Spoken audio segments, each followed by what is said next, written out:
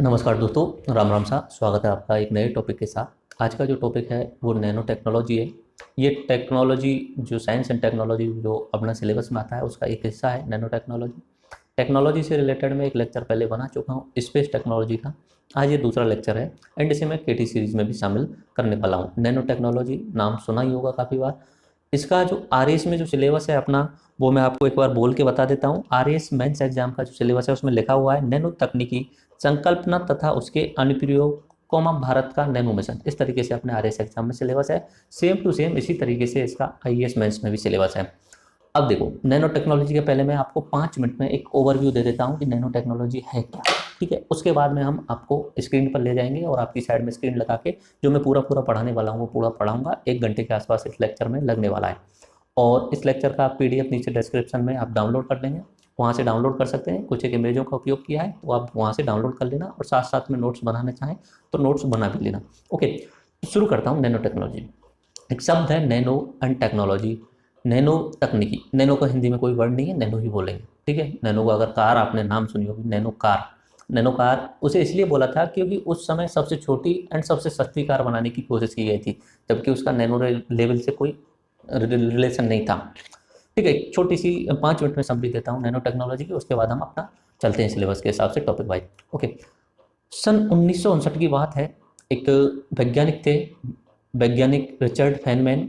वो जो वैज्ञानिक थे उन्हें आइंस्टीन नंबर 2 कहा जाता है, यानी अपने 20वीं सदी के नंबर 2 के आइंस्टीन बोला जाता है।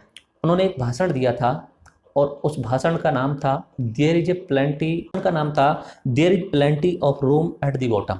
कि यानी इस जो टेक्नोलॉजी है इसकी सतह में बहुत सारी संभावनाएं छुपी हुई हैं। यानी कि हम जो काम करते हैं आज के समय पे, जितनी भी टेक्नोलॉजी हम यूज लेते हैं ये होती है मैक्रो लेवल की, यानी स्थूल लेवल की। जितने भी रूल्स लॉज काम करते हैं बड़े बड़े लेवल पे काम करते हैं। शुरुआत में जब उस समय इन्होंने भाषण दिया था रिचर्ड फेनमैन ने, तब उस समय कंप्यूटर बहुत बड़े बड़े होते थे। उन्होंने कहा था कि हम अभी जो काम ले रहे हैं वो दिखने वाली चीज़ों का काम में ले रहे हैं। एक समय ऐसा आना चाहिए जब हम बिल्कुल डाउन टू लेवल चले जाएं और स्केल में 10⁻⁹ लेवल तक के स्केल पर पहुंच जाएं। 10⁻⁹ मतलब होता है नैनो। ये मैं पहले भी बता चुका हूं, आज दोबारा से भी बताऊंगा कि 10⁻⁹ क्या होता है, 10⁻�6 क्या होता है, 10⁻12 क्या होता है। तो 10⁻⁹ मीटर को बोला जाता है नैनोमीटर। अब ये टेक्नोलॉजी विशेष किसी उपकरण या किसी भी एक स्पेशल एलिमेंट से रिलेटेड नहीं है। ये अब जो टेक्नोलॉजी बन गई है ये पूरा का पूरा एक स्केल के लेवल पे बन गई है। यानी ऐसे पदार्थ बनाना, ऐसे मटेरियल बनाना, ऐसे प्रोडक्ट बनाना जो काफ़ी छोटे हों, बिल्कुल ही छोटे हों, ऐसे प्रोडक्ट बनाना है हमें। और छोटे मतलब ऐसे प्रोडक्ट जो 10⁻⁹ मीटर की रेंज में कवर होते हों। ऐसा फिक्स नहीं 10⁻⁹ से 10⁻�8 इस तरीके से हो सकता है। तो इस तरीके से 10⁻⁹ 10⁻⁹ लेवल तक की जो रेंज पर कोई प्रोडक्ट बनाए जाएंगे तो वो नैनो टेक्नोलॉजी के अंदर आने वाले हैं।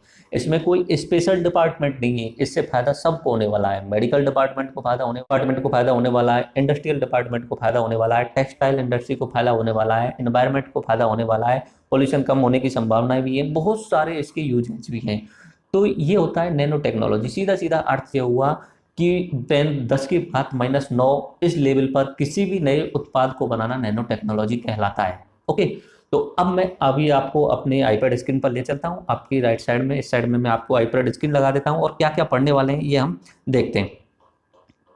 ओके, टॉपिक है नैनो टेक्नोलॉजी। ठीक है, व्हाट इज नैनो टेक्नोलॉजी। ठीक है, उसके अलावा अगर आप एग्जाम के हिसाब से तैयारी कर रहे हैं, देखो पहले चीज़ मैं एक चीज़ दो चीज़ और एक्स्ट्रा बता देता हूँ अभी, कि ये जो टॉपिक है नैनो टेक्नोलॉजी ये अंडर डेवलपमेंट प्रोसेस में है। अभी ये पूर्ण रूप से विकसित नहीं हुआ है।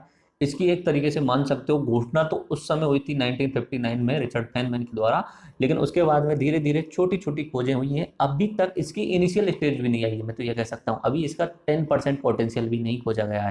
ठीक है, आगे आने वाले समय पे अगले 20-30 सालों में नैनो टेक्नोलॉजी की बहुत सारी संभावना है। अभी ये अंडर डेवलपमेंट प्रोसेस में है, तो इसके बारे में जो एग्जाम में पूछा जाएगा ना, वो सिर्फ इतना ही पूछा जा सकता है कि नैनो टेक्नोलॉजी क्या है, नैनो टेक्नोलॉजी के पॉजिटिव उपयोग क्या है, नैनो टेक्नोलॉजी का नेगेटिव क्या है, और भारत में नैनो टेक्नोलॉजी की कंडीशन क्या है। बस इतना पूछा जाएगा, इससे बाहर मेंस एग्जाम में कुछ भी नहीं पूछा जाएगा। तो इसलिए मैंने यहाँ पे कुछ एक सवाल भी डिजाइन किए हैं, उन सवाल के आंसर भी डिजाइन किए हैं। तो ये लेक्चर आप कंप्लीट कर लेना, उसके बाद में आपको मेंस के लेवल पे जो राइटिंग होगी वो कंप्लीट भी हो जाएगी। ठीक है, तो सबसे पहले मैं बता देता हूँ कि इंडेक्स में हम क्या देखने वाले हैं। पहले तो ओवरव्यू करेंगे, पूरा का पूरा नैनो टेक्नोलॉजी का ओवरव्यू करेंगे, ऊपर से देखना, अवलोकन करना। उसके बाद में एटाइमोलॉजी एंड हिस्ट्री कि बर्ड कहाँ से आया, नैनो बर्ड कहाँ से आया, एंड इसकी हिस्ट्री देखेंगे कहाँ से इसकी शुरुआत हुई। ओके, उसके बाद में फंडामेंटल कॉन्सेप्ट क्या है, बेसिक कॉन्सेप्ट क्या है इस नैनो टेक्नोलॉजी का, उसके बाद में एप्लीकेशन, इसके यूजेज क्या है, उसके बाद में कंसर्न्स यानी चिंता क्या है, या आप बोल सकते हो आप नेगेटिव यूज क्या है इसका। ओके, उसके बाद में नैनो टेक्नोलॉजी इन इंडिया, उसके बाद में ओल्ड ईयर्स के मेंस क्वेश्चन क्या क्या पूछे गए हैं। ठीक है, और उनमें से एक सवाल को मैं सॉल्व कराने की कोशिश करता हूँ ताकि आपको पता चल जाएगा कि आपको आंसर कैसे राइट करना है। देखो, एक सवाल नॉर्मली ये सवाल आप तैयार कर लेना, अगर सवाल आता है नैनो टेक्नोलॉजी से रिलेटेड तो यही सवाल आएगा, उसके अलावा कोई सवाल नहीं बनता है नैनो टेक्नोलॉजी, क्योंकि आप इस लेवल पे पीएचडी कर नहीं सकते। सिर्फ वहाँ पे टॉपिक का नाम दिया हुआ है नैनो टेक्नोलॉजी क्या है, उसके उपयोग तथा भारत में नैनो मिशन, इतना टॉपिक दिया। अब इसमें से पीएचडी लेवल पे तो जा नहीं सकते कि पॉलीमर कैसे बनाया जाता है, फ्लोरीन कैसे बनाया जाता है, या अपना कार्बन नैनो ट्यूब का अंदर से स्ट्रक्चर बताइए, ऐसा कुछ नहीं पूछा जा सकता। ये सब इसी के हिस्सा होते हैं, फ्लोरीन, कार्बन नैनो ट्यूब्स वगैरह, ये सब इसी के हिस्सा होते हैं, बट इतना गहरा नहीं पूछा जाएगा। थोड़ा थोड़ा ओवरव्यू मैं आपके लिए दिखाने वाला हूँ, बट इतना गहरा नहीं पूछा जाएगा तो सिर्फ इतना पूछा जाएगा, और इसका आंसर मैं लास्ट में, ये अपने लेक्चर के लास्ट में कंप्लीट करा दूंगा। ओके, ये सिलेबस में लिखा हुआ है, नैनो टेक्नोलॉजी की संकल्पना क्या है, इसके अनुप्रयोग क्या है, भारत का नैनो मिशन क्या है, ये आरएस सिलेबस है। कुछ टर्मिनोलॉजी यूज की जा रही है नैनो टेक्नोलॉजी से रिलेटेड, जैसे कि माइक्रो और माइक्रो थोड़ा थोड़ा बता देता हूँ। माइक्रो का मतलब होता है छोटे लेवल का, मैक्रो का मतलब होता है बड़े लेवल का। बड़े लेवल पर हम और आप इंटरेक्ट हो रहे हैं, ये होता है मैक्रो, बड़े लेवल का, बृहद लेवल का, स्थूल लेवल का, और माइक्रो होता है छोटी साइज का। अब जो हम पढ़ने वाले हैं नैनो टेक्नोलॉजी, ये माइक्रो टेक्नोलॉजी के अंदर आती है, छोटी लेवल की टेक्नोलॉजी होती है। ओके, तो मैक्रो लेवल पे जो रूल्स काम करते हैं वो न्यूटन के गति के नियम काम करते हैं। बड़े लेवल पे हम जैसे, अगर न्यूटन के गति के 3 नियम है, अगर आपको याद हो तो पहला नियम पता ही होगा, अगर कोई वस्तु, जड़त्व का नियम जैसे बोला जाता है, इनर्शिया लॉ उसे बोला जाता है, अगर कोई वस्तु गतिशील है तो तब तक गतिशील रहेगी जब तक उस पर कोई बाह्य बल नहीं लगाया जाए। ठीक है, और उसके बाद में दूसरा नियम आप मुझे लिख के बताना, तीसरा नियम भी आप लिख के बताना। वैसे एक बार रिमाइंड करा देता हूँ, तीसरा नियम जो है वो क्रिया प्रतिक्रिया का नियम है, जब एक्शन करेंगे तो उसके साथ में रिएक्शन भी होगी। तो न्यूटन की गति के जो लॉज हैं वो मैक्रो लेवल यानी बड़े लेवल पर ही काम करते हैं, माइक्रो यानी छोटे लेवल पर काम नहीं करते। नैनो साइज आपको बताइए 10⁻⁹ होता है, आगे भी बता देता हूँ। ठीक है, अगर मेकिंग ह्यूमन, हम इंसान को, अगर इंसान से गॉड बनना है यानी एक सब कुछ कर लेना है, तो क्या क्या चीज़ करने हैं, नैनो टेक्नोलॉजी, बायोटेक्नोलॉजी और इंफॉर्मेशनल टेक्नोलॉजी, इन तीनों को कंबाइंड कर लिया जाए तो इंसान आगे आने वाले 30-35 सालों में गॉड भी बन सकता है। देखो, यहाँ पे कुछ चीज़ों को थोड़ा सा डिस्क्रिप्शन में समझने की कोशिश करते हैं। नैनो टेक्नोलॉजी की अभी शुरुआत हुई है, लेकिन नैनो टेक्नोलॉजी ने जो प्रॉमिस किए हैं, जो वादे किए हैं, बहुत भयंकर हैं। नैनो टेक्नोलॉजी ऐसा वादा करता है कि समय के साथ में हम इतने छोटे छोटे परमाणुओं के लेवल पे खेलने लग जाएंगे, अणुओं के लेवल पे खेलने लग जाएंगे, और उनका हम मनचाहा यूज ले सकेंगे।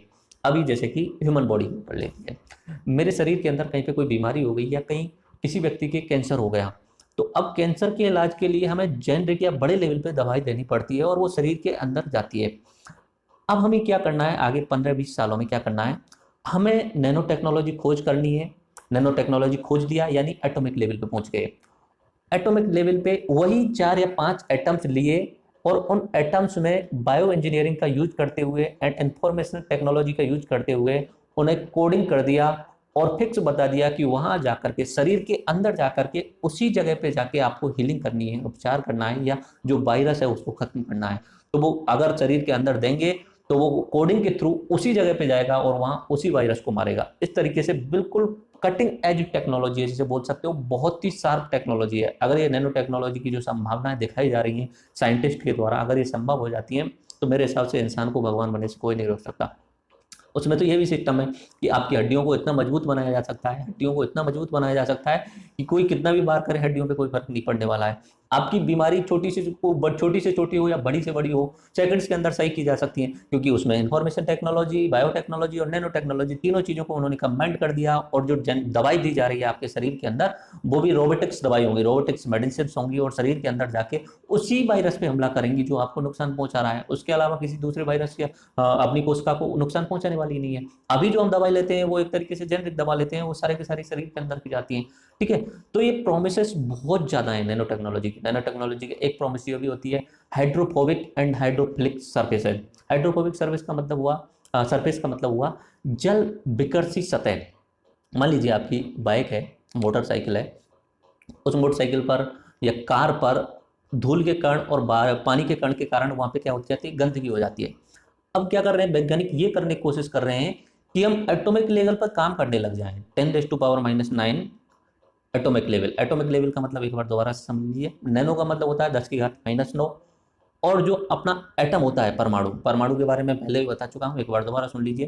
किसी भी पदार्थ का सूक्ष्मतम जो कण होता है वो परमाणु होता है। तो परमाणु जो होता है बिल्कुल छोटी सी छोटी इकाई होती है। उस परमाणु के अंदर नाभिक होता है और नाभिक के चारों ओर क्या इलेक्ट्रॉन चक्कर लगाते रहते हैं। नाभिक का व्यास होता है, नाभिक का व्यास होता है, नाभिक की बात कर रहा हूं, नाभिक का व्यास होता है 10⁻⁻15। 10⁻⁻15 यानी बहुत छोटा नाभिक होता है। उसके बाहर की साइड में जो पूरा का पूरा परमाणु है जिसमें इलेक्ट्रॉन घूम रहे हैं, जो परमाणु 99.9% एम्प्टी है और उसमें बाहर की साइड में इलेक्ट्रॉन घूम रहे हैं, उसका व्यास होता है, परमाणु का व्यास होता है 10⁻⁻10 मीटर। तो परमाणु का व्यास हो गया 10⁻⁻10 और हम बात कर रहे हैं 10⁻⁹ यानी नैनो लेवल पे। तो मान सकते हैं थोड़े से ज्यादा परमाणु कंबाइंड कर लिए जाएं, 10 20 100, तो उस तरीके से हम उस लेवल पे आ जाएंगे। ओके, तो परमाणु के लेवल पे खेलना है हमें। अब हाइड्रोफोबिक सतह बना ली हमने गाड़ी के चेसिस पे, गाड़ी के चारों ओर हमने उसी की कोटिंग कर दी। हाइड्रोफोबिक जो होगी वो बनने भी लग गई है आजकल, यूज भी होने लग गया है उनका। लेकिन अभी जो कंज्यूमर लेवल पर यानी प्रोडक्ट नहीं बनाए जा रहे हैं जो अपने यूज में लिए जा सके हैं, यानी महंगी पड़ रही है अभी वो टेक्नोलॉजी। तो गाड़ी की हाइड्रोफोबिक सतह बना दी और उस पर वो कोटिंग कर दिया, तो अब बाहर से कोई भी धूल के कण या पानी वगैरह आएगा वो उससे टच होने के बाद में विकसित हो जाएगा, फेंक दिया जाएगा। तो उस पर कभी भी गंदगी नहीं जमेगी, किसी भी कंडीशन में गंदगी नहीं जमेगी। गंदगी क्यों जमती है? गंदगी इसलिए जमती है कि जो धूल के कण होते हैं वो पानी के संपर्क में आते हैं और वहां पे जम जाते हैं, यही गंदगी होती है, यही तो डर्ट होती है। ठीक है, तो अगर हम ऐसी सतह बना लेंगे जिसमें पानी के जमने के चांस ही नहीं हो तो फिर प्रॉब्लम ही नहीं है, गंदगी नहीं जमेगी। दैट्स कॉल्ड हाइड्रोफोबिक यानी जल विकर्षी सतह। इसका यूज हम कहाँ पे और भी कर सकते हैं, जैसे कि टॉयलेट्स में इसका यूज किया जा सकता है। टॉयलेट्स में हम ऐसी सतह बना दें, जो अपना कवर्ड होता है उसमें ऐसी सरफेस बना दें जो हाइड्रोफोबिक हो। ठीक है, तो उसमें किसी भी चीज़ के या ह्यूमन एक्सक्रीटा जो होता है उसके जमने के चांस ही नहीं रहेंगे, वो बिल्कुल सीधा अंदर चला जाएगा। तो हाइड्रोफोबिक सतह जो होती है वो बहुत ज़्यादा यूज होने वाले हैं। ऐसे हाइड्रोफिलिक सरफेस भी बना सकते हैं। हाइड्रोफिलिक एटम्स या कुछ पदार्थ बनाए जा सकते हैं जो जल को आकर्षित कर लें दूर से। तो ऐसा भी किया जा सकता है कि जैसे कि पेड़ों में नीचे की साइड में हाइड्रोफोबिक जो जल को आकर्षित करने वाले पदार्थ डाल दिए जाएं, तो वो आसपास में से बहुत दूरी से 5-10 मीटर की दूरी तक से पानी को आकर्षित कर लेंगे और पेड़ के लिए पानी दे देंगे। या हाइड्रोफोबिक जो है वो जो बाहर की सतह है या वायुमंडल है उसमें से भी पानी को आकर्षित कर सकते हैं। तो ये अपनी जो टेक्नोलॉजी है, नैनो टेक्नोलॉजी, ये इनिशियल स्टेज में है। इनिशियल स्टेज में होने के कारण इसके बारे में अभी कुछ एक्स्ट्रा नहीं कह सकता मैं। ठीक है, तो अभी संभावना है बहुत सारी। अगर संभावनाएं संभव हो जाती हैं तो ह्यूमन बीइंग को गॉड बनने में देर नहीं लगेगी, एक तरीके से भगवान बनने के चांस हैं, क्योंकि उसमें सारी चीजें हैं। अगर कोई बीमारी हो गई सेकंडों में इलाज हो रहा है तो यार गॉड से कम क्या है। ठीक है, तो बहुत सारी चांस संभावना है। बट इसमें ये मैं आपको बता देता हूं, अगर किसी ह्यूमन बीइंग को गॉड बनने के चांस बनने, गॉड क्या होता है उसके अलग तब डिस्कस करेंगे। नैनो टेक्नोलॉजी, बायोटेक्नोलॉजी और इन्फो टेक्नोलॉजी, ये तीनों को कंबाइन करना होगा। नैनो टेक्नोलॉजी अपने सिलेबस में है, बायोटेक्नोलॉजी अपने सिलेबस में, आईटी अपने सिलेबस में है। स्पेस टेक्नोलॉजी में करा चुका हूं, बायोटेक और इन्फोटेक इन 2 लेक्चर्स आगे में कराऊंगा टेक्नोलॉजी में। ओके, हाइड्रोफोबिक और हाइड्रोफिलिक अभी मैंने आपको बताया था। हाइड्रोफोबिक यानी जल को विकर्षित करने वाली सतह। मान लीजिए मैं अपना मोबाइल लेता हूं, इस मोबाइल पर अगर मैं हाइड्रोफोबिक सतह लगा देता हूं और इसके ऊपर अगर मैं पानी डालता हूं तो पानी की बूंदें किसी भी कंडीशन पे इससे टच होने से भाग जाएंगी, दूर भाग जाएंगी पहले, क्योंकि वो सतह जो है वो जल को विकर्षित कर रही है, दूर भगाने की कोशिश कर रही है। तो इसकी सतह पे या इसकी जो स्क्रीन है या आगे भी वहां पे गंदगी होने के चांस ही नहीं रहेंगे। इस तरीके से हाइड्रो जो अपना फोबिक है वो खंडित कहती है और हाइड्रोफिलिक जो आकर्षित करने वाली बात होती है। न्यूटन्स लॉ ऑफ मोशन जो होते हैं वो स्थूल वस्तुओं के लिए काम करते हैं, एटम्स लेवल पे क्वांटम लॉ काम करते हैं। तो मैंने बताया था bleeding edge of science and technology है, हाइजेनबर्ग की अनिश्चितता सिद्धांत। ये मैं आपको कुछ ज्यादा बताने की जरूरत नहीं है। प्लांक्स लेंथ आपको पहले भी बता चुका हूँ 10⁻⁻10, ये मतलब फिक्स है कुछ एक चीजें। हाइजेनबर्ग अनिश्चितता सिद्धांत क्या कहता है कि एटॉमिक लेवल पे आप एक समय पे स्पीड और पोजीशन को डिसाइड नहीं कर सकते कि उसकी स्पीड क्या है और इस समय उसकी पोजीशन कहाँ पे है। तो ये अनिश्चितता रहती है कि कहाँ पे संभावनाएं मिलती हैं कि इलेक्ट्रॉन अब इस जगह पाया सकता है, अब इस समय, क्योंकि इलेक्ट्रॉन जो होता है वो ऑर्बिट्स में घूमता रहता है कक्षा में। चलो उतना मत जाइए, ये ठीक है, अभी ये मैंने आपको बता दिया। अब शुरुआत करते हैं ओवरव्यू से। Okay, overview. शब्द देखिए, nano, nano technology. Nano, nano शब्द कहाँ से आया? ग्रीक भाषा से। ग्रीक भाषा आपको मैं पहले बता चुका हूँ, यूरोप में दो भाषाएं सबसे ज़्यादा इंपॉर्टेंट होती है, एक होती है ग्रीक भाषा, एक होती है लैटिन भाषा। ग्रीक जो है वो अपने यूनान देश में बोली जाती थी और लैटिन भाषा अपना इटली वाले देश में बोली जाती थी। तो वहाँ पे शब्द है ड्वार्फ, ड्वार्फ से लिया गया है नैनो वर्ड। ड्वार्फ का मतलब होता है बोना। एक्चुअली में नैनोमीटर की साइज क्या होती है? 10⁻⁹ ये इक्वल टू एटम साइज होता है, जबकि मैंने बताया था एटम का जो व्यास होता है वो 10⁻⁻10 मीटर के आसपास में होता है।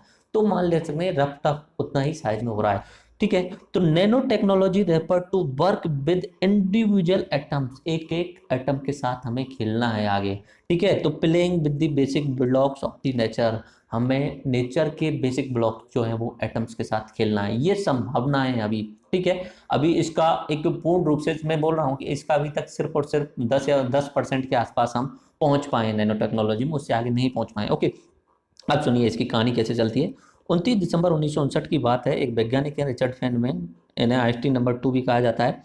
उन्होंने भाषण दिया था, उस भाषण का नाम था there is a plenty of room at the bottom, यानी इस कच्छ के तल में बहुत सारी संभावनाएं छुपी पड़ी हुई है। हम तो बाहर बड़े बड़े लेवल पे देख रहे हैं, यानी एक स्थूल लेवल पे देख रहे हैं। अब हम अंदर जाओ, अंदर के लेवल पे जाओ, यानी एटम लेवल पे जाओ और एटम्स के साथ में खेलो, तो वहाँ पे बहुत सारी संभावनाएं। तो ये उन्होंने भाषण दिया था और उसमें इन्होंने ये सारी की सारी जो मैंने अभी आपको बताई कि ऐसा हो सकता है हम इतने छोटे छोटे एटम बना करके अंदर शरीर के अंदर डाल दें, या हाइड्रोफोबिक सतह बना लें, या बहुत सारे अलग अलग यूज कर सकते हैं कि बिल्कुल छोटी छोटी पदार्थ जिन्हें इतना खींचा जा सकता है कि वो खींचने के बावजूद भी वो टूटने के चांस नहीं रहेंगे। तो ऐसी संभावनाएं उन्होंने रिचर्ड फेनमैन ने 1959 में दी थी, लेकिन उस समय इस तरीके की सोच ज़्यादा थी ही नहीं कि हम वहाँ पहुँच सकते हैं, क्योंकि उस समय तो बात चल रही थी ट्रांजिस्टर्स की, जो कंप्यूटर्स जो होते थे वो एक बड़े कमरे के बराबर होते थे, ठीक है। तो उस समय इतना सोचना संभव नहीं था, लेकिन रिचर्ड फेनमैन ने एक संभावना दी, तो उससे वैज्ञानिक थोड़े से उत्साहित हुए कि हमें कुछ और रिसर्च करनी चाहिए इस पर आगे जो बनती है। चलो, इन्होंने क्या बोला, रिचर्ड फेनमैन ने बोला possibility of direct manipulation of individual atoms to build practical application based on it miracle, ठीक है। तो संभावनाएं बताई हैं कि डायरेक्ट एटम्स लेवल पर जाके हम बहुत सारे एप्लीकेशन बना सकते हैं और ये एक तरीके से चमत्कार होगा, ठीक है। मिराकल्स के अभी जो एग्जांपल हैं, कार्बन नैनो ट्यूब से एग्जांपल है, स्कैनिंग, टनलिंग एंड माइक्रोस्कोप ये एग्जांपल है। मैं थोड़ा सा आगे बताऊंगा ये सारी चीजें, ठीक है। यूजेज ऑफ नैनो टेक्नोलॉजी कहाँ कहाँ पे होने वाले हैं? टेक्सटाइल इंडस्ट्री में होने वाले हैं, यानी वस्त्र उद्योग में होने वाले हैं, बायोमेडिकल में होने वाले हैं, हेल्थ केयर में होने वाले हैं, फूड एंड एग्रीकल्चर में होने वाले हैं, इंडस्ट्रियल में होने वाले हैं, इलेक्ट्रॉनिक्स में होने वाले हैं और पॉल्यूशन कंट्रोल में भी होने वाले हैं, ठीक है। इसके नुकसान में भी आता है, पॉल्यूशन कंट्रोल आता है। ओके, अब बात करते हैं एटाइमोलॉजी और हिस्ट्री की बात करते हैं, ठीक है। शब्द आता है नैनो, नैनो शब्द, ये नैनो शब्द है, ओके। नैनो शब्द आता है नैनो, नैनो आया कहाँ से? ये तो मैं पहले बता चुका हूँ, ग्रीक वर्ड है, ड्वार्फ से आया। 1959 में रिचर्ड फेनमैन ने बोला कि there is a plenty of room at the bottom, okay. उसके बाद 1974 में एक जापानी वैज्ञानिक हैं नारियो तानीगुची, उन्होंने ये शब्द दिया था पहली बार नैनो टेक्नोलॉजी का, ओके। उसके बाद में 1986 की बात है, एक वैज्ञानिक थे के एरिक ड्रेक्जला, उन्होंने एक बुक लिखी थी जिसका नाम था इंजन्स ऑफ क्रिएशन। ये भी नैनो टेक्नोलॉजी बेस्ड थी कि the coming era of nano technology, engines of creation. ये भी मैंने बोला था ना, making human being as a god. तो यहाँ पे इंजन्स ऑफ क्रिएशन यानी बहुत सारी संभावना है इसमें। यहाँ पे एक मैंने आपको फोटो लगाया, उसमें देख लेते हैं कि हिस्ट्री क्या है नैनो टेक्नोलॉजी की। ऐसा नहीं है कि ये रिचर्ड फेनमैन ने बोला है तो उस समय से नैनो टेक्नोलॉजी यूज हो रही है, पुराने समय पर भी जाने अनजाने में नैनो टेक्नोलॉजी का उपयोग किया गया है, ठीक है। जैसे कि एग्जाम्पल तो मैं ऐसे, नेचर भी एक नैनो टेक्नोलॉजी का यूज कर रही है, पहले से ही कर रही है। जैसे कि बतख की जो पंख होती हैं, बतख जो होता है, डक बैक जो होती है, वो हाइड्रोफोबिक सतह होती है, यानी जल विकृति सतह होती है। इस तरीके से बटरफ्लाई वगैरह होते हैं, उनकी भी हाइड्रोफोबिक सतह होती है। बतख जो पानी में तैरती है, पानी में तैरने के बाद जैसे ही वो पानी से निकलती है, उसकी सतह पे जितना भी पानी होता है वो तुरंत की तुरंत नीचे चला जाता है, हाइड्रोफोबिक सतह होती है, ठीक है। तो ये ऐसे इतना तो याद नहीं रखना है आपको, फिर भी देख लीजिए। 2000 वर्ष पहले की बात है कि ग्रीक और रोमन लोग जो थे वो अपने बालों में डाई करने का काम करते थे, उसमें सल्फाइड नैनो क्रिस्टल यूज किए जाते थे। उन्हें नहीं पता था कि हम नैनो टेक्नोलॉजी का यूज कर रहे हैं, पर वो क्रिस्टल्स यूज करते थे अपने बालों में डाई करने के लिए। उनसे उनपे चमक बनती थी, अलग टाइप की स्पेशल चमक बनती थी। तो वो स्पेशल चमक बनने का कारण भी क्या था कि वो नैनो पार्टिकल्स यूज कर रहे हैं, नैनो लेवल के पार्टिकल यूज कर रहे थे। 1000 वर्ष पहले मिडिल एज में क्या हुआ था, गोल्ड यानी सोने के nano particle of different size use to produce different colours in stained glass windows, कि जो विंडोज होती हैं उनमें, जो ग्लास विंडोज होती हैं उनमें ये अपना गोल्ड नैनो पार्टिकल्स यूज किए जाते थे। 1959 में there is a plenty of room at the bottom, ये अपना रिचर्ड फेनमैन का था स्पीच था। उसके बाद 1974 में पहली बार नैनो टेक्नोलॉजी वर्ड यूज किया गया तानीगुची के द्वारा। एंड उसके बाद में 1981 में IBM develop scanning tunnelling microscope. Scanning tunnelling microscope ये एक तरीके से माइक्रो स्कोप जो है, सूक्ष्मदर्शी जो है उस टाइप में है, जो एक एक एटम को इंडिविजुअली बनाने का काम करती है। इस तरीके से IBM ने स्पेशल करने का, इसमें ऐसा होता है कि थोड़ा सा, इतना ज़्यादा गहरा मुझे भी नहीं पता, बट थोड़ा सा मैं आपको बताता हूँ। एक लेजर लाइट जो होती है, अगर लेजर लाइट को हम फेम्टोसेकंड का मतलब होता है 10⁻⁻12 सेकंड, अगर किसी लेजर लाइट को फेम्टोसेकंड के लिए किसी पदार्थ पर डालते हैं, किसी भी पदार्थ पर डालते हैं, तो वहाँ पे क्रैक्स हो जाते हैं उस पदार्थ के अंदर। केवल और केवल 10⁻⁻12 सेकंड के लिए डाला जा रहा है। तो ये जो MST है, इसमें यही यूज होता है कि अलग अलग पदार्थों की क्रैकिंग करने के लिए ये यूज किया जाता है लेजर टेक्नोलॉजी का, एंड फेम्टोसेकंड के लिए। तो ये होता है स्कैनिंग टनलिंग एंड माइक्रोस्कोप, ये होता है। इसके साथ साथ में बकी बॉल बनाया गया है अलग अलग एटम्स को लेकर के। उसके बाद में bucky ball scientist at Rice University of Sussex developed carbon 60 की मदद से उन्होंने बकी बॉल आगे बताने वाला हूँ। उसके बाद में 1986 में इंजिन्स ऑफ क्रिएशन ये बुक लिखी गई थी नैनो टेक्नोलॉजी पर एरिक ड्रेक्चलर द्वारा। एटॉमिक फोर्स माइक्रोस्कोप का भी डेवलपमेंट किया गया था। ये सब आपको याद नहीं रखना है, मैं जो पहले बता चुका हूँ ये आप याद रख लेना, 1959, 1974 और 1986 वाला, ठीक है। क्योंकि सवाल सिर्फ और सिर्फ वही आएगा, नैनो टेक्नोलॉजी क्या है, इसके उपयोग क्या है, इसके नेगेटिवनेस क्या है, और इसका भारत में कहाँ कहाँ पे मतलब यूज किया जा रहा है, या भारत में नैनो मिशन क्या है। ओके, उसके बाद में 1989 में IBM के कुछ एक इंडिविजुअल लोगो बनाया इस तरीके से, जो आप देख रहे हैं ना। इसमें क्या किया इन्होंने, इंडिविजुअली एटम्स, एक एक एटम लेके IBM का लोगो बनाया। IBM का लोगो किस तरीके से बनाया, इस तरीके से मैं आपको एक बार बता के कुछ करता हूँ। इस तरीके से एक एक एटम उठाया उन्होंने, एटम के साथ में खेला, और इस तरीके से एक एक एटम को यूज में करते हुए IBM का लोगो उन्होंने बनाया। STM scanning tunnelling and microscope इसकी मदद से किया गया था। उसके बाद में कार्बन नैनो ट्यूब डिस्कवर किया गया। उसके बाद में नैनो मेडिसिन का शुरुआत हो चुकी है, and national nano technology initiative की लॉन्च किया गया था। ये अपना USA के द्वारा लॉन्च किया गया था, एंड इंडिया में 2001 में भी इसकी शुरुआत हो गई थी, और 2007 में नैनो मिशन आ गया था। ओके, स्केल देख लीजिए एक बार, आपको मैं फिर से बता देता हूँ। देखो, मैंने आपको बताया था जो सबसे छोटी स्केल है, सबसे छोटी स्केल, हम तो बात करते हैं मीटर लेवल की बात करते हैं, हमारी जो लंबाई होती है मीटर लेवल पे होती है। मीटर को अगर हम काटते जाएं, 100 बार काट दें तो सेंटीमीटर हो जाता है, उसे 1000 बार काटते हैं तो मिलीमीटर हो जाता है, और उसे 10 लाख बार काट देते हैं 10⁻6 अगर इतना काट देते हैं तो उसमें हो जाता है माइक्रोमीटर, ठीक है। उसके बाद में 10⁻⁹ इतना एक अरब हिस्सा काट देते हैं तब हो जाता है नैनोमीटर। ऐसे ही 10⁻12 जो होता है वो फेम्टो, ठीक है। और ऐसे आगे चलते जाते हैं तो होता है, देख लेते हैं क्या क्या होता है। ओके, देखो यहाँ पे शुरुआत कर देता हूँ मैं एक एक करके। हम यहाँ पे 1 मीटर, ये 1 मीटर है, ओके। इसमें 10⁻0 है। ऊपर जैसे जैसे जाएंगे, अगर 10 आ जाता है 10 मीटर तो उसे बोला जाता है डेसीमीटर, ओके। उससे आगे चल जाते हैं, 10⁻2 हो जाती है, 10⁻2 यानी 100 हो जाती है तो हो जाता है हेक्टोमीटर। अगर 10⁻3 हो जाती है, 1000 हो जाता है तो उसे किलो बोला जाता है। उसके बाद में 10�6 हो जाती है, मिलियन हो जाता है तो उसे बोला जाता है मेगा। जैसे कि मेगाबाइट गीगाबाइट जो होते हैं उसमें बाइट्स की संख्या इतने लेवल पे होती है, ओके। गीगाबाइट आ गया आगे, उसके बाद टेराबाइट आ गया, उसके बाद पेटाबाइट आ गया, उसके बाद एक्जाबाइट आ गया, जेटाबाइट आ गया, योटाबाइट आ गया, ये आगे तक चलते जाते हैं।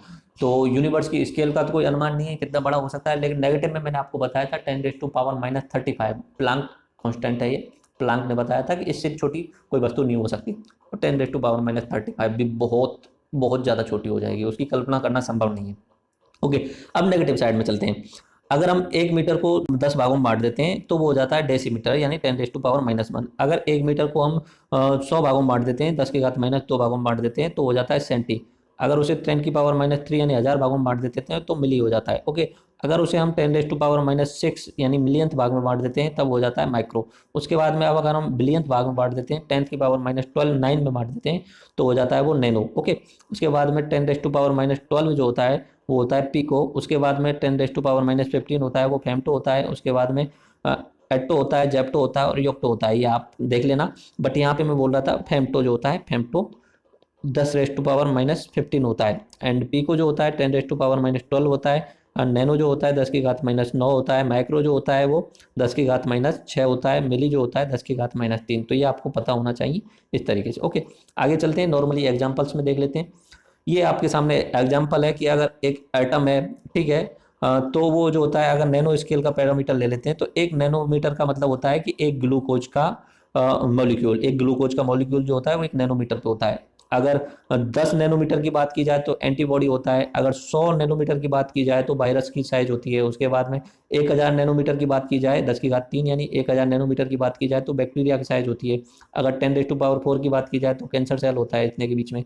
उसके बाद में अगर हम एक डॉट लगाते हैं इस तरीके से, इस तरीके से, ये तो बड़ा डॉट हो गया, इससे और छोटा डॉट लगाते हैं इस तरीके से, बिल्कुल डॉट लगाते हैं तो वो आता है 10⁻⁻6। अच्छा, यहाँ पे नैनोमीटर की बात की जा रही है ना, नैनोमीटर इधर से बढ़ रहा है तो इतने में 10⁻5 और 10⁻7, 6 और 7 के बीच में होता है। और 10⁸ नैनोमीटर, ये नैनोमीटर है, इतना याद रखना कि 10⁸ तो बड़ी संख्या होती है लेकिन पीछे नैनोमीटर यानी 10⁻⁻9 का गुणा भी हो रहा है।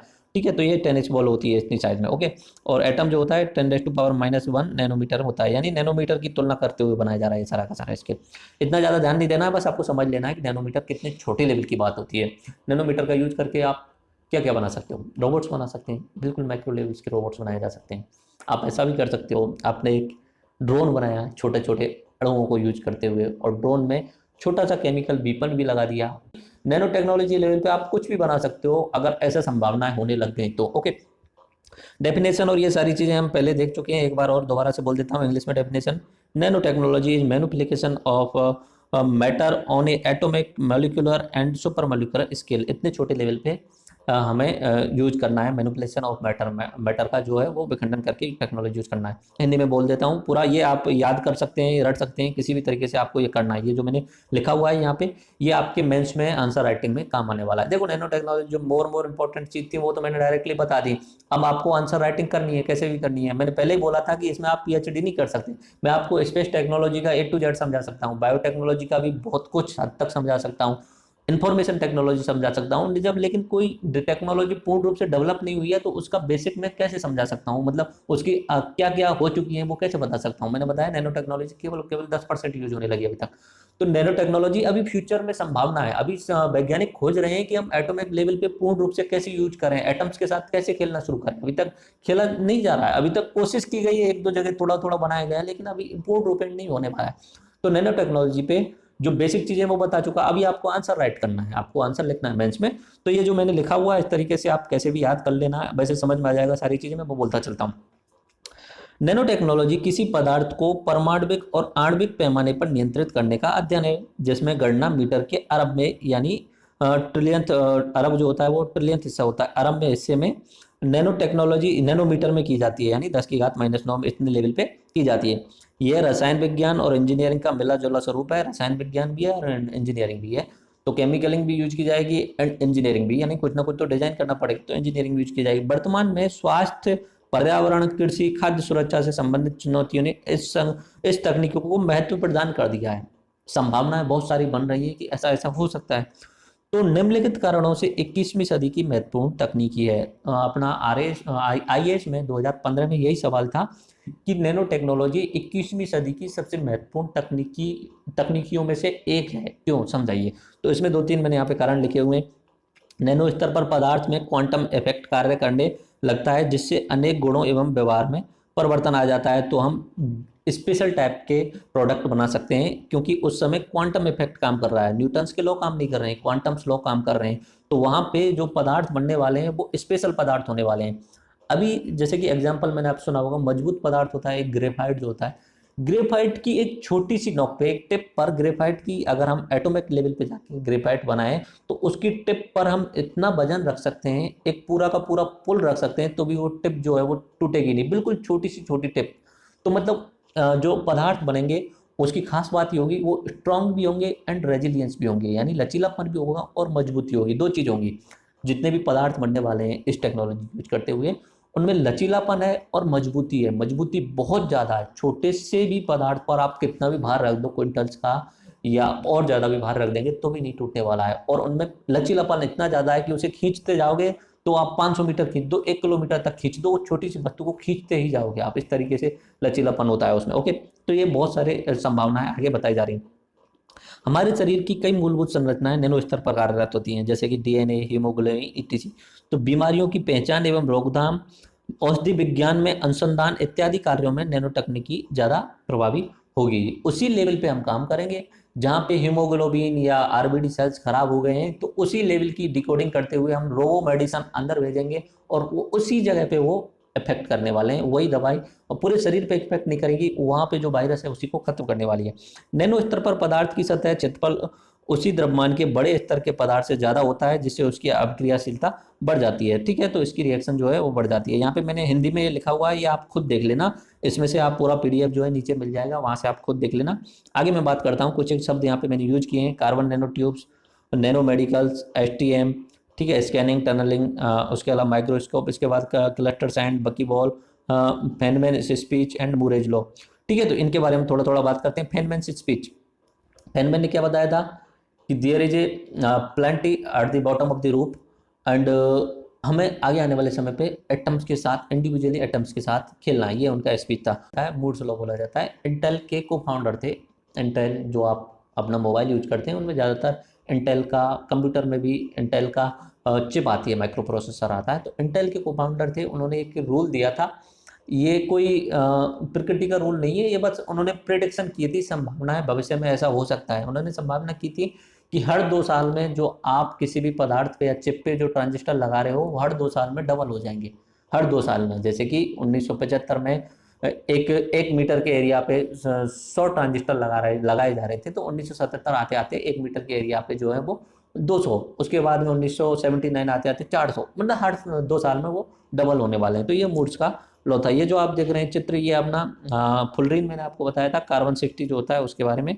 चलो यहाँ पे मैं आपको चित्र यहाँ पे एक लगाया हुआ है, ये मेडिसिन वाला चित्र है, इसमें से कुछ एक चीज़ें देख लेते हैं। देखो, homo technicus, nano technology is creating smart materials that will be replace and improve every part of human body, powerful new senses abilities and create super humans बना देंगे। किस तरीके से बना सकते हैं, देखिए, years that hear across a wider range of frequencies. तो ईयर्स के अंदर ऐसी रोबो मशीन या फिट कर दी जाएंगी जिससे आप एक वाइड रेंज सुन सकते हो, छोटी छोटी सी आवाज़ दूर से आ रही है उसे भी कवर कर सकती हैं वो और आपके अंदर पहुंचा सकती हैं। तो नैनो टेक्नोलॉजी संभावना ऐसी है कि अगर कोई जो सुन नहीं पाता है वो सुनने लग जाएगा। आंखों की बात आई कि आंखों में अगर कोई अंधा है, नैनो टेक्नोलॉजी की संभावना है जो कि वैज्ञानिकों ने बताई है। मैं फिर से बता रहा हूँ, मेरा कुछ इसमें स्पेशल योगदान नहीं है, झूठ नहीं बोल रहा हूँ मैं। उन्होंने जो प्रोडिक्शन करके बताई है कि आगे आने वाले समय पे आंखों से अगर कोई व्यक्ति अंधा है, अंधा होने का मतलब क्या होता है कि यहाँ पे जो लेंस लगे हुए हैं उनका कनेक्शन माइंड से, तो वो अंधा व्यक्ति भी आगे आने वाले समय पे देखने लग जाएगा नैनो टेक्नोलॉजी की मदद से। हो सकता है कि ह्यूमन माइंड जो होता है उसके अंदर चिप फिट होने लग जाए, ऐसा होने वाला ही है, होने वाला भी है। नसीब बात है, आज से जो 50-100 साल 200 साल बाद में जो जनरेशन आने वाली है वो हमसे बहुत ज़्यादा आगे रहने वाली है। देखो, ये मैं पहले भी बता चुका हूँ आपको शायद, कि अगर आप 100 साल या 150 साल पीछे जाएं, और ऐसे कि आज मैं ही 150 साल पीछे चले जाता हूँ और कान पे ईयरफोन या फ़ोन लगा के चला जाता हूँ, पूर्वज जो थे वो ऐसे कहेंगे कि ये पागल है क्या, किससे बात कर रहा है, कि ये क्या मतलब क्या है, ऐसे यहाँ पे लगा के कौन से बात कर सकता है। ऐसा हो ही नहीं सकता था, पॉसिबल नहीं था। आज के कंडीशन में आपके पास में मोबाइल है, उसमें मोबाइल में वीडियो गेम्स खेल सकते हैं, वीडियो देख सकते हैं, उसके अलावा कुछ भी बोल सकते हैं, ट्रांसमिशन कर सकते हैं। ये टेक्नोलॉजी यहाँ तक पहुँच गई है। पिछले 10-5 साल में बहुत ज़्यादा, इंडिया में तो अभी जब से 4G आया तब से और ज़्यादा तेज हो गई है। तो आगे आने वाले समय में जब नैनो टेक्नोलॉजी अपने चरम पे होगी, तब जो अपना लिविंग स्टैंडर्ड है टोटली चेंज हो जाएगा। सारी चीज़ें रोबोट्स यूज करने लग जाएंगे। माइंड के अंदर चिप भी फिट हो सकती है, आपको याद करने की जरूरत ही नहीं पड़ेगी। माइंड के अंदर मेमोरी चिप फिट कर दी और उस मेमोरी चिप में सारी की सारी बुक एक साथ में भर दी गई, और जब भी जहाँ भी जरूरत पड़ी उनमें से निकाला, स्कैन किया अपने माइंड ने, ठीक है, और वहाँ पे यूज कर लिया। तो देखेंगे पता नहीं कैसी टाइम होगा वो, बट इतना श्योर है कि अगले 100 साल बाद जो लोग होंगे और आज के जो लोग होंगे उसमें जमीन आसमान का अंतर होने वाला है। वो ऐसे देखेंगे कि यार हमारे पास में जो मोबाइल है, ऐसे वीडियो देखते थे वो, ऐसे सोचेंगे कि यार हाथ में कोई लेके वीडियो देखता था। उस समय उनकी आंखों में ही या उनके माइंड में ही सारी चीजें फिट होने लग जाएंगी। आपको इंटरनेट की जरूरत भी नहीं पड़ेगी, माइंड के अंदर जो चिप होगी उसमें ही इंटरनेट का कनेक्शन सेट कर दिया जाएगा। तो ये अपने 100-150 साल की बात है, आगे की बात में। देखो यहाँ पे ये आपने कानों की बात मैंने की, कानों में बहुत सुन सकता है, ट्रांसलेशन की जा सकती है, कानों में ही उस तरीके का रोबो मशीन लगा दिया कि ट्रांसलेशन भी डायरेक्टली किया जाता है। सामने वाला इंग्लिश में बोल रहा है, आप हिंदी में सुन रहे हो, डायरेक्ट कानों के अंदर वो रोबो मेडिसिन लगी हुई है, रोबोट्स लगे हुए हैं उस टाइप के, जो नैनो रोबोट्स लगे हुए हैं, जो उनकी इंग्लिश को तुरंत हिंदी में ट्रांसफर कर रहे हैं और आपके अंदर पहुंचा रहे हैं। ओके, उसके अलावा ब्रेन की बात में, implanted sensors that convey where you are moving and how to find your friends in the crowd। तो मैंने बोला ना था, ब्रेन के अंदर इस तरीके के सेंसर लग जाएंगे कि आपकी हर टाइम की लोकेशंस, आप कहाँ पे हो, क्या कर रहे हो, आपके फ्रेंड्स कहाँ पे हैं, क्या क्या एक्टिविटी उनकी चल रही है, सारा का सारा उसमें हो जाएगा। आर्टिफिशियल विजन है, that allowed to us to see infrared and ultraviolet. हाँ, ये शब्द बहुत इंपॉर्टेंट आता है कि जो रेंज होती है लाइट रेंज की, प्रकाश तरंगों की जो रेंज होती है प्रकाश किरणों की, वो बहुत वाइड होती है और हम उसमें से सिर्फ दृश्य तरंगें देखते हैं, दृश्य यानी विजिबल रेंज देख सकते हैं। उसके अलावा अल्ट्रावायलेट एंड इंफ्रारेड हम नहीं देख सकते। हमारे सामने इस समय इस रूम में पता नहीं क्या क्या एक्टिविटी चल रही हैं, बहुत सारी तरंगें इधर से उधर जा रही हैं जिन्हें हम अपनी आंखों से नहीं देख सकते। तो चांस ऐसे हैं कि हम आगे आने वाले समय पे हम अपने ब्रेन को उस तरीके से डेवलप कर देंगे। ये अपना ह्यूमन का नहीं है, इसमें टेक्नोलॉजी का ज़्यादा यूज है, मतलब बायोलॉजिकल प्रोसेस नहीं हो रही है, टेक्नोलॉजी यूज करते हुए हम अपने माइंड के अंदर या ब्रेन के अंदर कुछ ऐसी चिप वगैरह फिट कर लेंगे ताकि हम इंफ्रारेड भी देख सकें और अल्ट्रावायलेट भी देख सकें। हो सकता है, ठीक है, यहाँ पे इन्होंने दिया हुआ है तो ये संभावना है। ओके, उसके अलावा होता है नैनो नर्सेज होंगी। तो नैनो नर्सेज क्या करेंगी, small robotic device that moves about the body and detecting chemical signals of damaging and dispensing appropriate dose of drugs और सेल्स टू रिपेयर टिश्यूज। तो नैनो नर्सेज यूज की जाएंगी, अपने शरीर के अंदर नैनो नर्सेज डाल दी जाएंगी जो पूरे शरीर के अंदर घूमती रहेंगी। जहां पे भी उन्हें डिफेक्टिव सेल दिखा तो उसको तुरंत की तुरंत वो रिपेयर कर देंगी, ठीक है। और उस जहां पे भी उन्हें लगेगा कि यहाँ पे कोई दवाई देनी चाहिए तो वो दवाई दे दी जाएगी। तो ये अपने प्रोमिसेस हैं, अभी इनकी कोई शुरुआत नहीं हुई है, ये सिर्फ प्रोमिसेस हैं नैनो टेक्नोलॉजी के, ठीक है। जो RS एग्जाम में पूछा जाने वाला है वो अब तक मैं बता चुका हूँ कि नैनो टेक्नोलॉजी क्या है और उसके उपयोग क्या है, इतना मैं बता चुका हूँ। आगे इंडिया वाला पॉइंट और रह गया है, वो आगे भागे में देख लेना, ये सब एक्स्ट्रा चीज़ें हैं। ओके, उसके बाद में मसल्स में फैक्टिक्यू रेजिस्टेंस स्ट्रॉन्गर मसल्स बनाए जा सकते हैं और स्मार्टर मटेरियल्स यूज किया जा सकते हैं। DNA हैंडशेक यूज किया जा सकता है, हाथों में DNA हैंडशेक यूज किया जा सकता है। जब भी आप किसी से हाथ मिलाओगे, हाथ मिलाते ही सामने वाले की आइडेंटिटी आपके माइंड में फिट हो जाएगी कि सामने वाले का नाम ये है, ये काम करता है, इसका फेसबुक ID ये है, सारा कुछ हाथ मिलाते ही। DNA हैंड शेकिंग, टेक्नोलॉजी का नाम दिया DNA हैंड शेकिंग। तो इस तरीके से बहुत सारी न्यू ऑर्गन्स भी क्रिएट किए जा सकते हैं, अनब्रेकेबल बोन्स भी बनाई जा सकती हैं। अनब्रेकेबल ऐसी बोन्स, ऐसी हड्डियां जिन्हें तोड़ा नहीं जा सकती। आप सोच रहे हो सारी कहाँ की कल्पनाएं कर रहे हो, तो यार वैज्ञानिकों ने जो कल्पना हमें दिखाई है वही कल्पना बोल रहा हूँ। और अगले 40-50 सालों में से इनमें से कुछ ना कुछ तो संभव होने वाला है, क्योंकि वो वैज्ञानिक किसी न किसी बेस पे तो बोल ही रहे हैं। ओके, बॉडी वेस्ट जो होगा वो automatically analyse this science of illness. ये बॉडी वेस्ट में भी मतलब उस तरीके से सिग्नल फिट कर दिए जाएंगे बॉडी के अंदर कि बॉडी जो ह्यूमन वेस्ट होता है, ह्यूमन बॉडी का जो वेस्ट होता है उसमें से कहाँ कहाँ पे को डिटेक्ट कर लिया जाएगा कि आपकी कौन कौन सी बीमारी होने के चांस हैं और उस हिसाब से डोज दिए जाएंगे। तो छोड़ दीजिए सारा टॉपिक का, अभी तो इतना नहीं, बस संभावना ऐसी बताई जा रही है कि आप भगवान बन जाओगे इस तरीके से। Okay, how nano coating works, ये नैनो कोटिंग वाला जो मैंने आपको बताया था, नैनो कोटिंग कैसे करती है अभी दोबारा से बता देता हूं। नैनो सरफेस है, ओके, नैनो कोटिंग सरफेस बनने वाली है, ये सरफेस है। इस सरफेस पे हमने नैनो कोटिंग कर दी, इस तरीके से एटम्स को इंडिविजुअली यहाँ पे जमा दिया है। अब ये कैसे हैं, हाइड्रोफोबिक हैं, यानी हाइड्रो जल विकर्षी हैं, ये जल को फेंकने वाले हैं। तो ये H2O जैसे ही पड़ेगा ये एकदम से इन्हें बाहर फेंक देंगे। तो डस्ट पार्टिकल जो है वो जमते तभी हैं जब इनके ऊपर पानी पड़ जाता है। अब यहाँ पानी पड़ेगा ही नहीं तो ये डस्ट पार्टिकल जमेंगे नहीं, तो तुरंत की तुरंत ये बाहर निकलते जाएंगे डस्ट पार्टिकल। और ये हाइड्रोफोबिक सतह है वो बिल्कुल क्लीन रहेगी, हमेशा क्लीन रहेगी। यानी आपकी बाइक होगी या कार होगी, आपको उसे कभी भी एक बार खरीद लिया उसके बाद कभी धोने की जरूरत ही नहीं पड़ेगी, गंदगी होने वाली नहीं है। गंदगी क्यों होती है, क्योंकि जो डस्ट पार्टिकल होते हैं वो वाटर के साथ में मिल करके उस जो चैसेस होता है उस पर जम जाते हैं। ओके, उसके बाद में हम बात करते हैं कुछ एक चीज़ें। हाँ, नेचर्स एग्जांपल जो है हाइड्रोफोबिसिटी के, डक्स बैक होता है, डक्स बैक यानी बतख की जो पीठ होती है वो एग्जाम्पल होता है लोटस होता है, कमल का फूल देख लीजिए, पानी में रहता है लेकिन पानी उससे टच नहीं होता है, गंदगी में रहता है लेकिन गंदा नहीं रहता है। वो कारण क्या है कि हाइड्रोफोबिक सतह होती है उसकी, हाइड्रोफोबिक सरफेस होती है उसकी, उस पर पानी रुक नहीं सकता, पानी नहीं रुक सकता है तो गंदगी नहीं रुक सकती। तो कमल कभी गंदा नहीं रहता है, गंदगी में रहने के बावजूद भी गंदा नहीं होता है। ठीक है, उसके अलावा एक मॉर्फो बटरफ्लाई होती है, उस तरीके से मॉर्फो बटरफ्लाई एक तितली होती है, उसका भी जो पंखें होती हैं वो जो होती हैं हाइड्रोफोबिसिटी होती है। Scientist are trying to create super hydrophobic surfaces. अब हाइड्रोफोबिक के बाद में सुपर हाइड्रोफोबिक आती है कि जो जल को दूर से ही फेंक दे, नजदीक तक नहीं आने दे, एक्सट्रीम लेवल तक की बात आ जाए। तो पॉसिबल एप्लीकेशंस क्या हैं, they will be self cleaning होंगी। ओके, जो अपना हाइड्रोफोबिक सर्फेसेज होंगे उनके क्या होंगी, सेल्फ क्लीनिंग होंगी, गाड़ियां खुद से ही साफ रहेंगी। Will be dry and free of rust, उन पे कोई गंदगी नहीं जमने वाली है। ठीक है, aircraft and power line will be never get ice, aircraft वगैरह पे यानी एयरप्लेन वगैरह जो होते हैं उन पे बर्फ जम जाती है, एंड पावर लाइन्स वगैरह पे भी अगर ठंड के मौसम में टच हो जाता है तो वो ऐसा होने वाला ही नहीं, क्योंकि हाइड्रोफोबिक है, जल को टच नहीं होने देंगे। उसके अलावा toilets will be never dirty, toilet जो होंगे वो कभी गंदे नहीं होने वाले। तो ये अपनी संभावना है। तो अभी तक इसका कहाँ कहाँ तक पहुंच चुके हैं हम, एवरीडे यूजेज क्या होने लग गए हैं, नॉर्मली एंटी माइक्रोबैक्टीरियल यूजेज होने लग गए हैं। एंटी माइक्रोबैक्टीरियल जैसे कि आप जूते पहनते हो, जूते के साथ साथ मोजे भी पहनते हो, और दिन भर आपने मोजे पहने रखे, जूते पहने रखे, तो शाम को जब आते हैं तो आपके पैरों से गंदगी आने लग जाती है, वो बदबू आने लग जाती है। बदबू का कारण होता है कि वहाँ पे बैक्टीरिया जम जाते हैं, बैक्टीरिया के कारण ही बदबू आती है। ओके, सड़न होती है, सड़न सड़न बोलते हैं जैसे, तो बैक्टीरिया के कारण होती है। तो एंटी माइक्रोबैक्टीरियल यूजेज होने लग जाएंगे। एंटी माइक्रोबैक्टीरियल में क्या यूज किया जा रहा है, प्रोडक्ट सच एज, ये इस तरीके से प्रोडक्ट हैं साबुन वगैरह and surgical implement use silver nano particle, क्या यूज कर रहे हैं, सिल्वर के नैनो पार्टिकल यूज किया जा रहा है।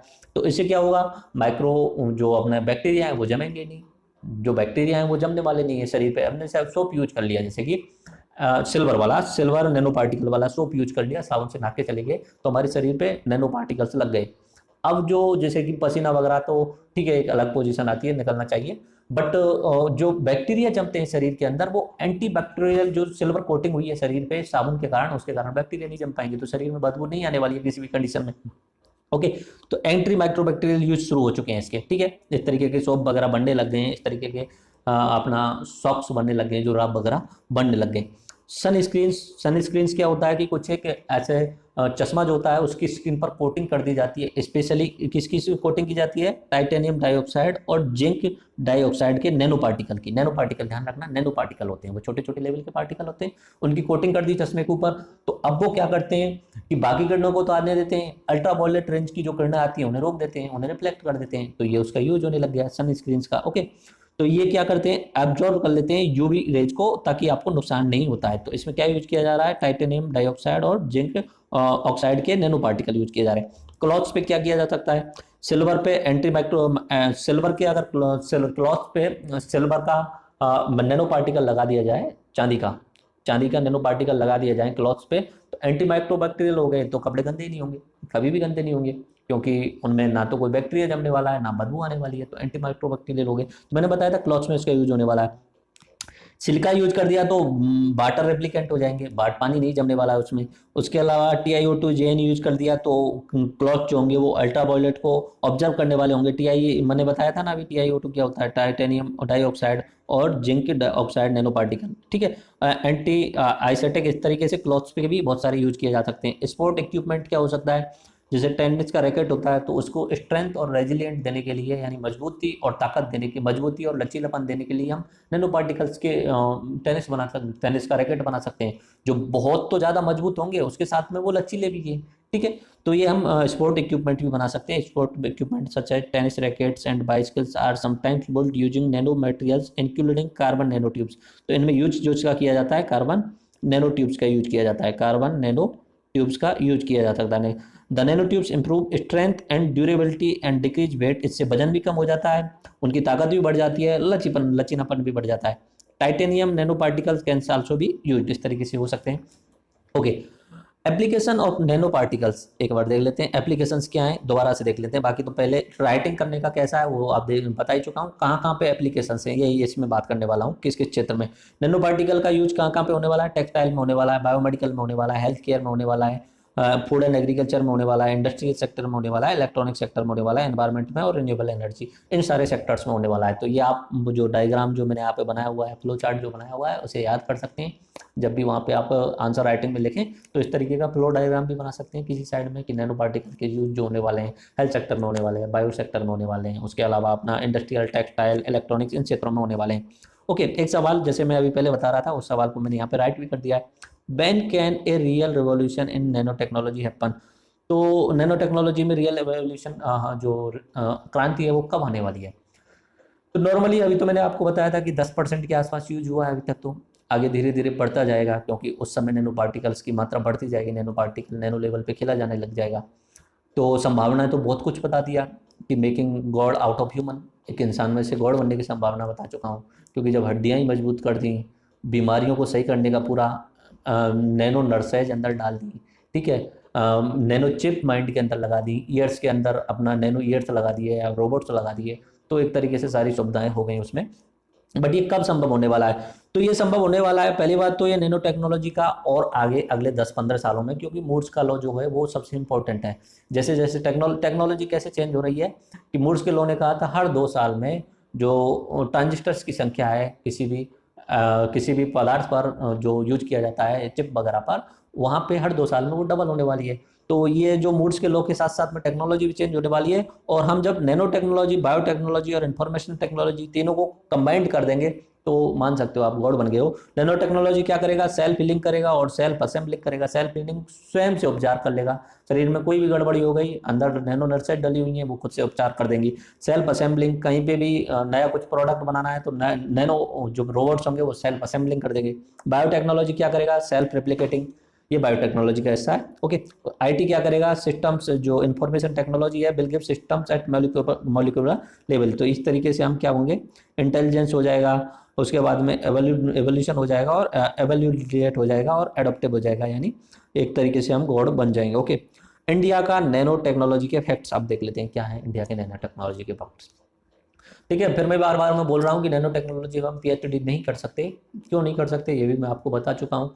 मैंने जितना भी रिसर्च किया नैनो टेक्नोलॉजी पे वो उसमें से इतना ही निकाल के लाया। अब मैं पढ़ाने को तो अभी मैं 25 पन्नों में 30 पन्नों में भी आपको नैनो टेक्नोलॉजी पढ़ा सकता था, इसकी हिस्ट्री में 3 पन्ने निकाल सकता था, बट आपके यूज में नहीं है ना। आपको एक तो बेसिक अंडरस्टैंडिंग आनी चाहिए, उसकी पॉजिटिव उपयोग समझ में आनी चाहिए, उसकी चिंताएं क्या है ये समझ में आनी चाहिए, और इंडिया में क्या कंडीशन है इसी में सवाल आने वाला है, इससे बाहर आने वाला नहीं है। आपको पीएचडी करनी है तो आप अलग से पीएचडी कर सकते हो, बट मैंने बेटर वे में आपको यूट्यूब पे शायद ही कहीं मिले, इतने अच्छे तरीके से मैंने सारी चीज़ें कवर कर ली हैं। ओके, तो इंडिया में नैनो टेक्नोलॉजी की कंडीशन क्या है? सन 2000 में इंडिया ने nano science and technology initiative शुरू किया, NSTI जिसे बोला जाता है।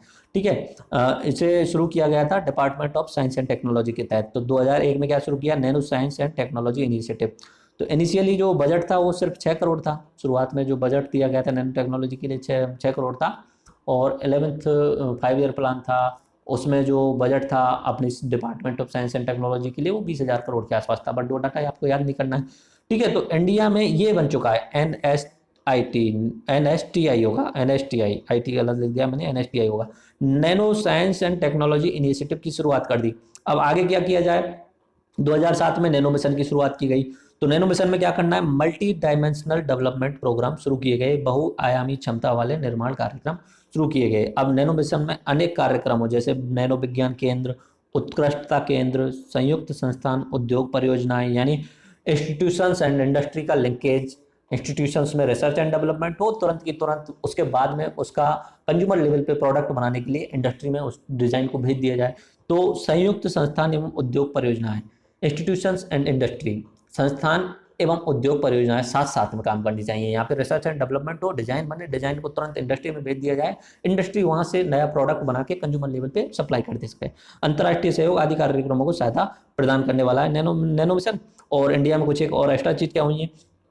IIT मद्रास के द्वारा आर्सेनिक लोह और कीटनाशी इत्यादि संदूषकों यानी पोल्यूटेंट को हटाने के लिए जल शुद्धिकरण प्रणाली विकसित कर ली गई है। IIT मद्रास में आर्सेनिक की जो अशुद्धियां होती हैं, लोहे की अशुद्धियां होती हैं, कीटनाशक की जो अशुद्धियां पानी के अंदर होती हैं, उनको हटाने के लिए जल शुद्धिकरण प्रणाली विकसित कर ली गई है नैनो टेक्नोलॉजी की मदद से। IIT दिल्ली वालों ने क्या किया गया है? इलेक्ट्रोस्पैम नैनो फाइबर वेब पर आधारित ऑटोमेटिक फिल्टर का विकास कर लिया। तो ये अपनी इंडिया में नैनो टेक्नोलॉजी, तो ये आपको 7 पॉइंट आपको कैसे भी करके आपको याद रखने हैं। ओके, अब बात कर लेते हैं कंसर्न एंड क्रिटिसिज्म। चिंताएं भी होंगी कुछ कि इसमें नेगेटिव क्या हो सकते हैं, और इसकी आलोचना करने वाले तो आएंगे, निश्चित सी बात है। कोई भी चीज़ कितना भी अच्छा कर लो, कोई कितना भी अच्छा कर ले, अगर 100 लाइक्स होंगे तो उसमें 2 लाइक तो 2 डिसलाइक तो 100% आने वाले हैं। तो क्रिटिसिज्म तो होने वाला है किसी भी अच्छी चीज़ का हो। ओके, कंसर्न क्या है, चिंताएं क्या है? एक तो इसका commercialisation of nano product remain challenge. अभी तक हम कमर्शियल यानी कंज्यूमर लेवल के प्रोडक्ट बनाने में सफल नहीं हो पाए।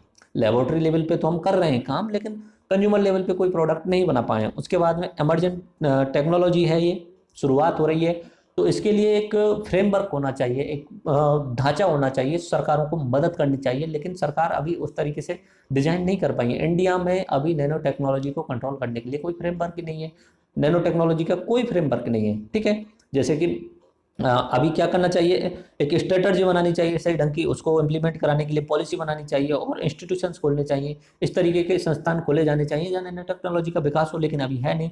तो इनका अभी विकास होना चाहिए, ये अभी चिंता है कि अभी तक नहीं हो पाई। उसके बाद इंडिया है no regulatory framework for nano technology. India में कोई रेगुलेटरी फ्रेमवर्क नहीं है।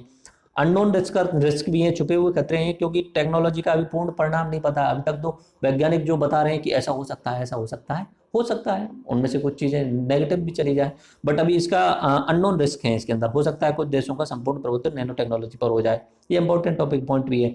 नैनो टेक्नोलॉजी के लिए सबसे ज़्यादा पैसे जो खर्च कर रहा है वो अपना यूएसए खर्च कर रहा है, उसके बाद जापान खर्च कर रहा है। यूएसए ने तो करीब करीब 4 बिलियन डॉलर के आसपास इन्वेस्टमेंट कर दिया है, जापान ने भी 1 बिलियन डॉलर के आसपास इन्वेस्टमेंट कर दिया है। इंडिया में तो अभी मैंने बताया था 6 करोड़ का शुरुआत की गई थी उस समय, तो इंडिया में कोई इन्वेस्टमेंट है ही नहीं, गवर्नमेंट के द्वारा इनिशिएटिव नहीं किया गया है। तो हो सकता है नैनो टेक्नोलॉजी में अमेरिका, जापान, कोरिया, दक्षिण कोरिया, इस तरीके के देश ही सिर्फ और सिर्फ डोमिनेटिंग हो जाएं। अगर यही देश डोमिनेटिंग हो गए, सिर्फ और सिर्फ यही देश हो गए, तो इनके पास में टेक्नोलॉजी हो जाएगी और फिर से यही पैसा कमाएंगे लोग, टेक्नोलॉजी को किसी को नहीं देंगे। तो हो सकता है इस तरीके से हो सकता है। तो ये 5-6 जो है वो चिंताएं आपको याद रखनी है, नेगेटिव पॉइंट इन्हें बोल सकते हो। मेंस के लिए क्वेश्चन क्या है, मेंस के क्वेश्चन क्या है, आईएएस के क्वेश्चन है, 2 क्वेश्चन जो आए हैं आईएएस के मेंस में आए हुए हैं। व्हाट इज नैनो टेक्नोलॉजी, इसकी अवधारणाओं, पदार्थों और अनुप्रयोगों पर संक्षिप्त वर्णन कीजिए। नैनो टेक्नोलॉजी क्या है, इसकी अवधारणा, कॉन्सेप्ट क्या है, nano particle, nano matters and इसके अनुप्रयोग यानी यूजेज क्या है, इस पर संक्षिप्त टिप्पणी कीजिए। समझाइए किस प्रकार नैनो टेक्नोलॉजी, नैनो विज्ञान और नैनो टेक्नोलॉजी आधुनिक प्रौद्योगिकी में क्रांति ला सकते हैं। अभी बहुत कुछ पता है, ये क्रांतियां ही तो हैं, सब कुछ जो होने वाला है आगे आने वाले समय पे।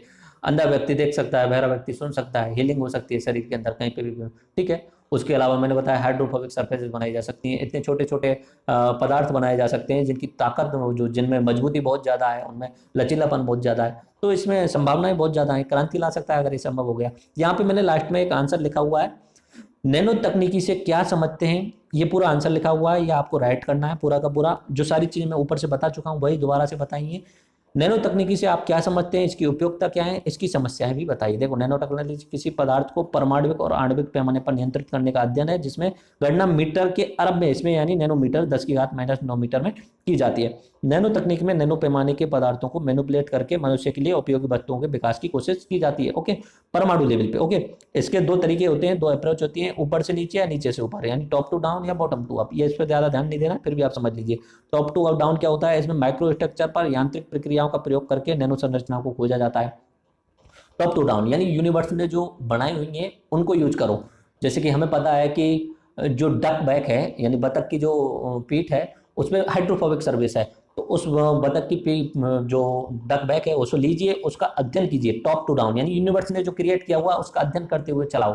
ठीक है, यूनिवर्स ने बनाया हुआ कि उसमें अंदर जाके देखो कि क्या क्या है। उसमें जब अंदर जाके खोज की गई तो उसमें पता चला कि जो डक बैक है, बतख की जो पीठ है जिसमें पानी नहीं रुकता है, वो लेयर्स में बनी हुई है, 1 लेयर 2 लेयर इस तरीके से। और उन लेयर्स को जब अलग किया गया है तो वो अलग अलग साइलोज में बने हुए हैं, अलग अलग छोटे छोटे पैकेट्स बने हुए हैं, इस तरीके से वहां पे अध्ययन किया गया। टॉप टू डाउन, ज्यादा ध्यान मत देना। ओके, बॉटम अप क्या होता है कि छोटे स्तर से शुरू करो, हम एटम ही एटम बनाओ पहले, फिर एटम से कुछ अलग सा पदार्थ बनाओ, ये होता है बॉटम टू डाउन। एक तो होगा प्रकृति ने जो बनाए हुए हैं उनका यूज करते हुए खोज करो। दूसरा होता है कि एटम के लेवल पे पहुंच जाओ सीधा, और एटम का पकड़ के 3 4 5 एटम को पकड़ के एक नैनो कार बना दो, छोटी सी कार बना दो। अच्छा, नैनो कार जो होगी ना उसे हम आंखों से देख नहीं सकते।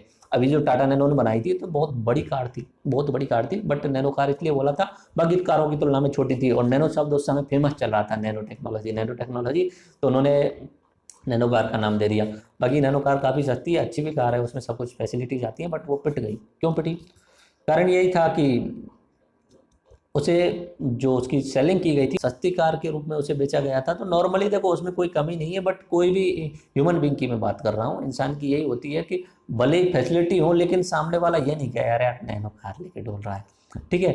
तो जैसे ही सस्ती कार की जो मार्केटिंग की गई थी तो मार्केटिंग पिच गड़बड़ हो गई उनकी। बाकी उसमें कोई कमी नहीं है, 2.5 लाख रुपए में आती है अब भी नैनो कार, बहुत अच्छी कार है, उसमें सारी फैसिलिटीज़ हैं, देखने पे शानदार लगती है। उसमें सारी की सारी फैसिलिटीज़ हैं जो आपको 7-8 लाख की कार में मिलने वाली है। लेकिन जब नाम दे दिया ना कि सस्ती कार, तो वहाँ से क्या गया, लोगों के दिमाग में ये हो गया कि यार ये प्रोडक्ट खराब ही होगा या बिल्कुल ऐसा होगा, लो लेवल का होगा, स्टैंडर्ड नहीं होगा। तो वहाँ से उसकी मार्केटिंग पिच खराब होने के कारण नैनो कार पिट गई थी। ओके, नैनो टेक्नोलॉजी के उपयोग क्या है, दवाई क्षेत्र में होंगे, ऊर्जा क्षेत्र में होंगे, ठीक है। ईंधन की खपत जो है वो कम कर सकते हैं, उससे विशेष ट्यूब बनाए जा सकते हैं जो उत्प्रेरक का कार्य कर सकें। जल शुद्धिकरण किया जा सकता है, इलेक्ट्रॉनिक क्षेत्र में उसके उपयोग किए जा सकते हैं। उसके बाद रिन्यूएबल एनर्जी। समस्या क्या है, प्रदूषण हो सकता है। नैनो कण मनुष्य के शरीर में प्रवेश कर सकते हैं, सूक्ष्म आकार के हथियार बनाए जा सकते हैं, रोबोट मक्खी बनाए जा सकते हैं। इस तरीके से हथियार बनाए जा सकते हैं। रोबोट मक्खी बनाई, उसके अंदर कुछ इंजेक्ट किया, कोई भी केमिकल वेपन इंजेक्ट किया या कोई जहर वगैरह या कुछ पॉइजन वगैरह उसके अंदर डाला और मक्खी को भेज दिया अपने दुश्मन के पास में, और दुश्मन को डंक करके मक्खी वापस आ गई, तो दुश्मन एंड डेड। तो ये इसके हिडन जो है वो नेगेटिव समस्या हैं। ओके, यहाँ पे मैंने बस एक कार्टून लगाया हुआ है, मुझे अच्छा लग रहा था। ये गाड़ी है नैनो, और ये गाना आपने सुना है होगा, चलाओ ना नैनो से बांट दे। तो इस तरीके से मैंने नैनो टेक्नोलॉजी का जो लेक्चर है वो कंप्लीट कर लिया है। आरएच मेंस आंसर राइटिंग के लिए बेस्ट लेक्चर है। आप इसमें जो नोट्स हैं उनमें से रट लेना, याद कर लेना, समझाने को जो समझाना था मुझे समझा चुका। बाकी पीएचडी नहीं करवा पाऊंगा, कारण बता चुका हूँ, ठीक है। इसके अलावा आपको जो भी कुछ अलग लेक्चर देखने हो तो अपने चैनल पे आपको मिल जाएंगे, आपको बहुत सारे चैनल, ठीक है। ये अपनी ज़रूरत नहीं है आपको बोलने के लिए, सब जानते हैं इस चीज़ को। ओके, तो उम्मीद करता हूँ आपको नैनो टेक्नोलॉजी पूरा समझ में आया होगा। सवाल क्या आएगा ये फिर से रिपीट कर देता हूँ, सवाल इतना आएगा, नैनो टेक्नोलॉजी क्या है, इसके उपयोग क्या है, इसकी समस्याएं क्या हैं या नेगेटिव इम्पैक्ट क्या है, और भारत में नैनो टेक्नोलॉजी की स्थिति क्या है। ये सवाल आएगा, इसका आंसर मैं राइट भी कर चुका हूँ और बीच बीच में 2-4 चीज़ों में अलग अलग पॉइंट में बता भी चुका हूँ। ओके, तो इस तरीके से मैंने अपना ये नैनो टेक्नोलॉजी का लेक्चर कंप्लीट कर दिया। आई होप आपको पूरा का पूरा समझ में आया होगा। इस लेक्चर को यहीं खत्म करता हूँ, इसका पीडीएफ नीचे डिस्क्रिप्शन में से डाउनलोड कर लेना। राम राम सा, धन्यवाद, जय हिंद।